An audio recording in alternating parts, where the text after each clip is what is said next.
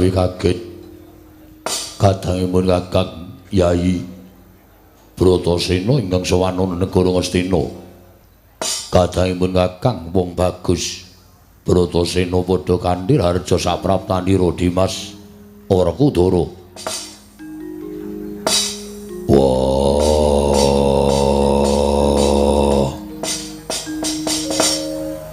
Duryudana kakangku ya. Slamet tekaku ora lan sewijapa basaku katura. Ya Yayi pun Kakang tampa karya bombong penggalipun Kakang. Ora liwat pangestun pun Kakang Tampanana. Ndak gegem dadekake jimat.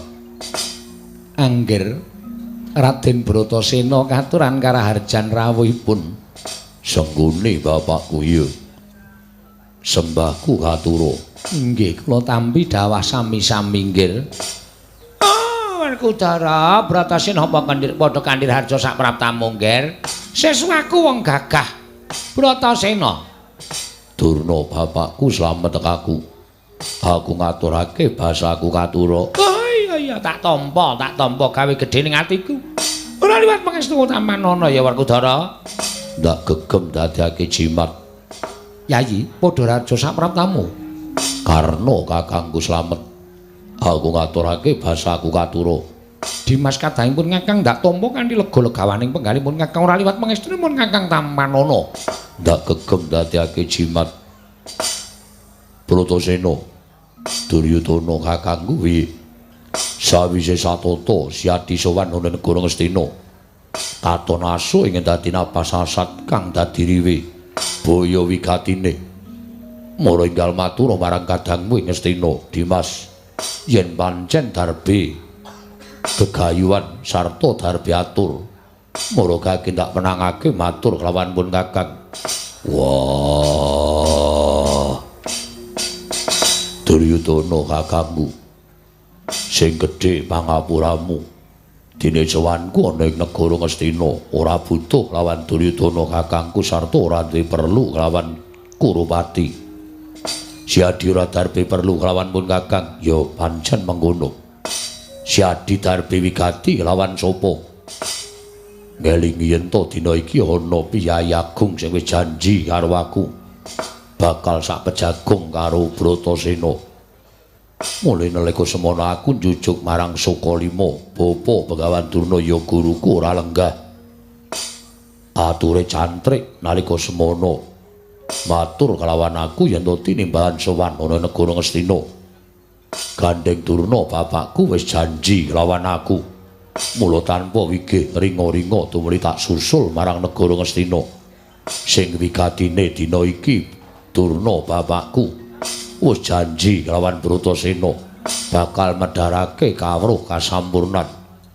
Kawruh kasampurnan manjing suruping pati. Uga kawruh panunggal ingkang bakal diparingake marang aku. Gandeng Bratasena kuwi gandrung kalawan ngelmu kasampurnan lan kawruh panunggal. Mula wektu dina iki yen mbok keparingake aku njaluk wektu sawetara. Aku tak sak pejagung kalawan Durna bapakku. Ora ketang sedhela mbok menawa bakal winejang wujuding kawruh ingkang wis tak goleki pirang-pirang taun iki. Durna bapakku saguh maringake. Mula lilanana yen to aku bakal nyuwun inah sawetara wektu sak pejagung karo guruku Durna, Kurupati kakangku. Pandhita kang kinarya wangsit Bendra Kombang hangajaping matu sarining tawang. Susah angin ngendi nggone yang kalih ing kangkung.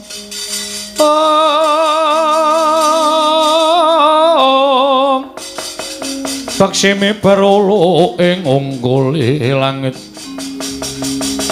Baksimi berulu ing ungguli langit.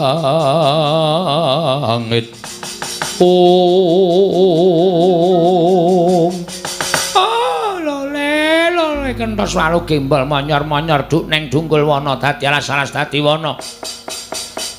Werkudara Bratasena apa pancen kepara nyata yen to kepengin ketemu karo Begawan Durna? Ya pancen bener ngono Durna bapakku.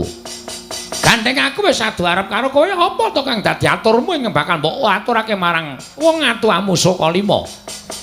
Jumbuh lawan ngendikamu pirang dina kepungkur. Nalika ana ing Sokalima kowe paring dawuh lawan aku.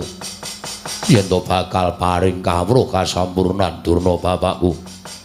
Dina iki nyaketi wahyaning titi mangsa kala ing mbok janjekake. Aku njaluk pengendikane Durna bapakku menyang endi nggonku bakal golek kawruh kasampurnan. Mara kaget Durna bapakku paringa dawuh. Lole. Bejo Werkudara, bejo kemayangan panjen mbok menawa kawruh kasampurnan. Kawruh panunggal manjing suruping mati ki mau pancen wis jinodha. Sira darbeni kulup. Merga aku wis maca sawetara ngelmu lan mantra-mantram sarta reruba pepanggil ingkang kudu mbok cawisake. Reruba pepanggil ingkang kudu ndak cawisake ya. Jer Basuki mawa bea. Apa ingkang bakal gayung ngelmu kudu mawa pangorbanan luwih dhisik. Para gage paringa dawuh. Pangorbanan apa ingkang kudu ndak tindakake? Lan apa ingkang kudu ndak cawisake? Werkudara. Iye. Sabdaning dewa ingkang nutatampa naliwaku manekung semedi. Nggonipun Bapa bakal marangake kawruh kasampurnan mau jebul tinemune ana ruba ingkang kudu mbok aturake marang pun Bapa ing Sokalima. Ruba wujude apa? Wujude ora ning ngaran kayugong susuing angin. Kayugong susuing angin ya. Kayugong susuing angin mapane menyang endi? Miturut ingkang wis tak ngerteni mapane ana ing Gunung Candramuka.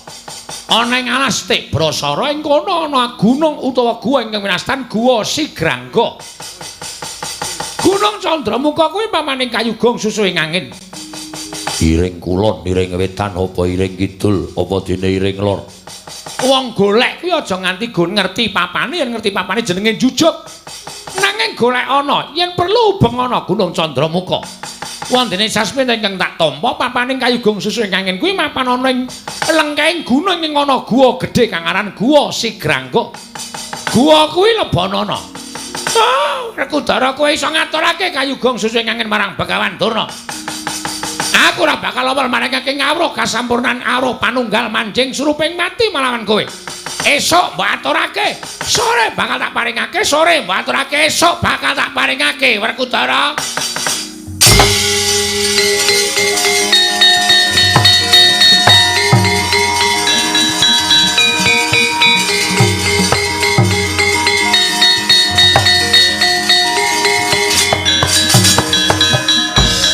Manganjur lakune ngangin gugur hanggra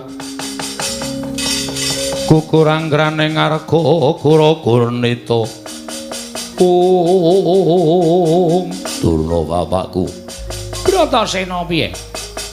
Kowe ngerti watak wantune anakmu Bratasena? Aku yen iya mesti bakal tak lakoni, yen ora mesti bakal tak singkiri. Gandeng atiku wis matur iya lan sagung upaya kayugong susuing angin. Mula dina samengko aku njaluk pamit. Sikik ya nggih apa ora becik prayoga kowe mampir ning Sokalima. Ora ketang sedhela sak pejagong kalawan Bapa gurumu ya aku Begawan Durna. Sapejagong tinemu mburi yen wis rampung gaweanku upaya kayugong susuing angin. Kaya ngono nggih. Ya. Mula wektu dina iki aku njaluk pamit. Njaluk pamit aku budal ning alas Tibrasara ning Gunung Candramuka papane ning Guwa Sigrangga. Tak golekane kang aran kayugong susuing angin. Ndak pemuji ngersaning Gusti muga-muga kasembatan panjang kemulan bisa nampa wejangan saka Begawan Durna wujuding kawruh kasampurnan. Kawruh panunggal manjing suruping pati. Yo, Duryudana kakangku aku njaluk pamit. Bratasena sing ati-ati aja kaya bocah cilik yayi. Senggone bapakku aku nyuwun pamit. Inggih nggih ngatos-atos. Mugi-mugi lebda ing karya nggih. Karna kakangku aku njaluk pamit. Bratasena sing ati-ati yayi. Duga-duga digawa, ngati-ati aja keri, satriya kuwi kudu aja nganti tinggal petung. Yo. Yen kira-kira Siadi Sagung upaya golek ana nanging yen kira-kira kabeh mau ora iso mbok upaya ora usah dadak mbok sengko. Mengko mundhak ora prayoga kedadeane. Wis tak niati bakal tak goleki. Lumbaya Bali dadi bathang tinimbang ora ngukup kayugung susuing angin. Wis, Ger, aja nganti tidak rasamu tumuli budal dina iki. Aku njaluk pamit. Sing ati-ati aja kaya bocah cilik, Ger.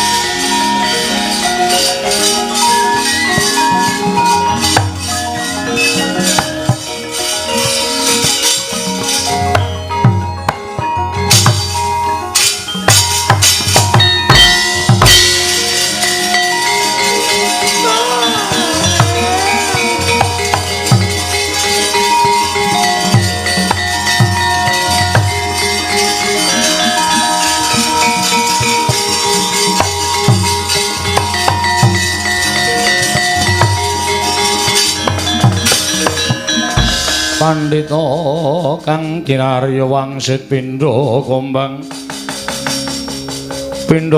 ngangajaping tawang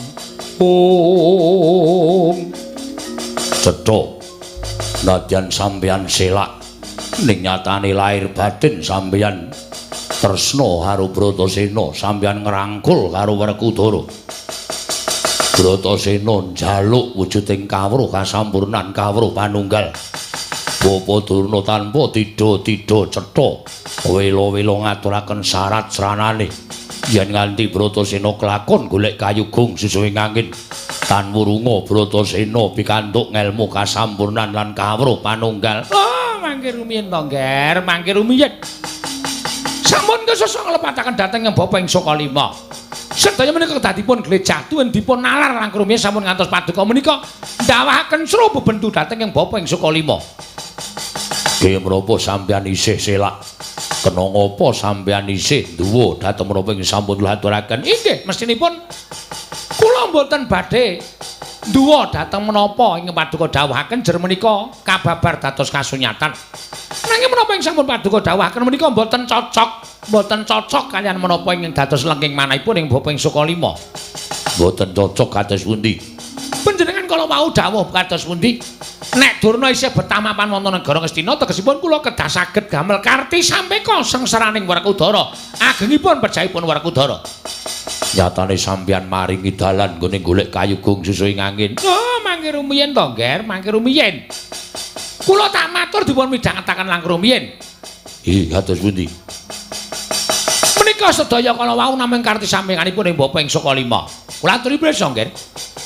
Bilewana Tek Brasara Gunung Candramuka Guwa Sigrangga menika mboten sadhengati takwantun mapan wonten ing telenging wana Tek Brasara. Sabab wana menika gawat kliwat wingit kepati satumara satupati jalma mara keplayu. Sarta malih kayugung susuing angin menika namung pangreka dayanipun ing Bapa ing Sukalima. Tetembungan ngaten menika kala wau namung damelan kula. Kados Bratasena mapan wonten Tek Brasara menika mboten badhe pikantuk kayugung susuing angin. Mergi mboten wonten wujudipun. Namung piyambakipun badhe sara pejah wonten telenging Gunung Candramuka, Nger.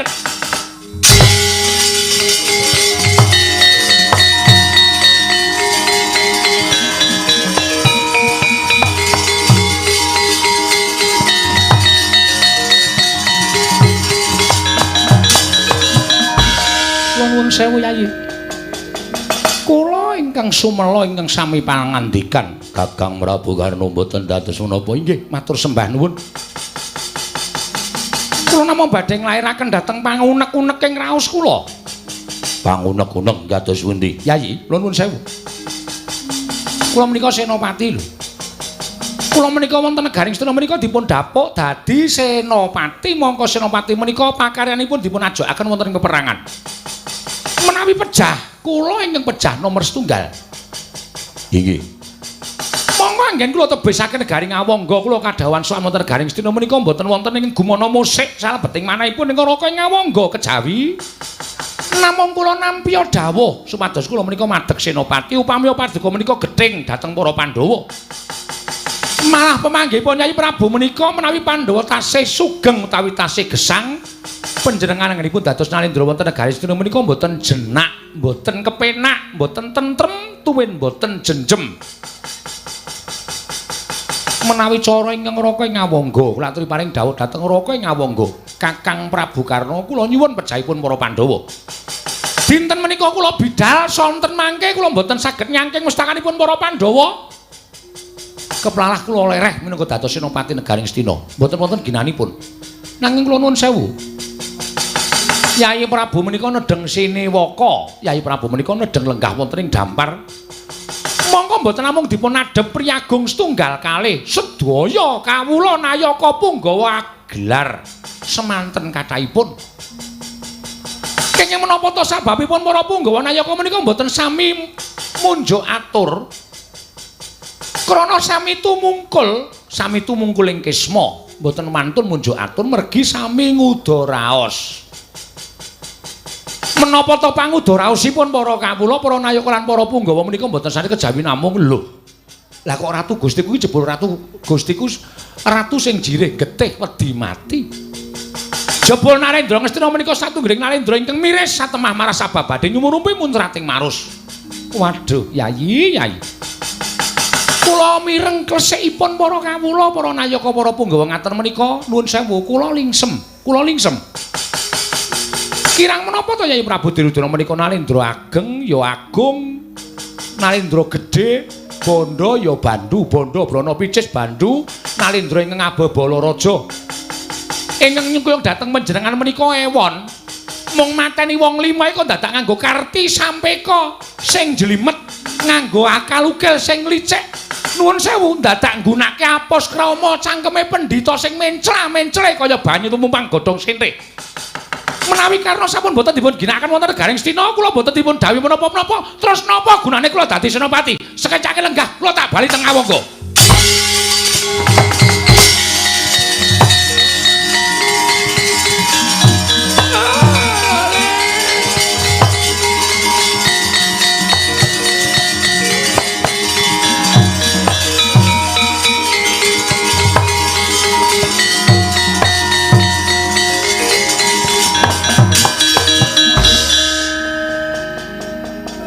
Cangkemku diblendrak-blendrekke. Mboten napa-napa Kakang Dur. Pancen pambegane anak Prabu Karna menika kula nuwun sewu. Nek kena adem tu muli dadi kempel, nek kena panas menika gampang ajir. Mula penggalipun menika molak-malik mboten kanten-kantenan. Dek Pati lah kok dadi kaya ngeten nggih lakon kula.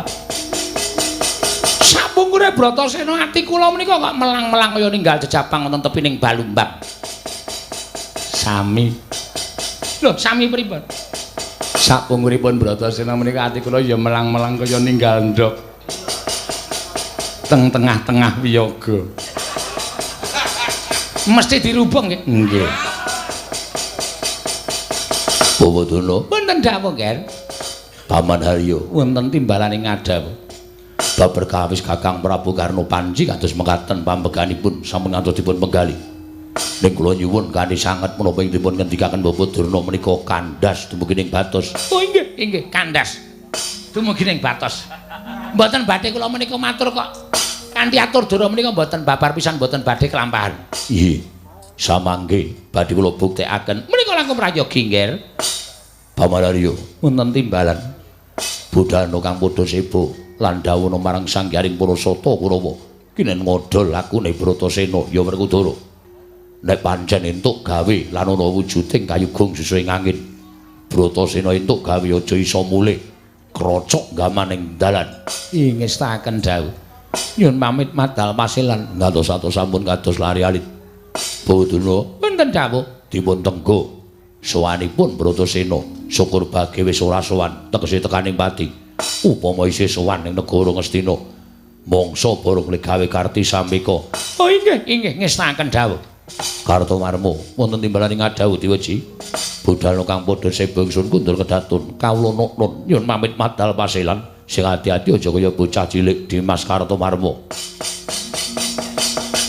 Purna gatining pananggilan Sarta kundur kedatun jelok saking gambar kenyoro kinamit gambaran gading kadharaken sanggaring Promban Cedi manggung ketanggung Jaka Paloro ingkang sami ngambil pacaraning Prabon gawis dengan saking Mandura tindaknya Sri Nararata lamun katinon saking Mandura kaya gumebyar busanane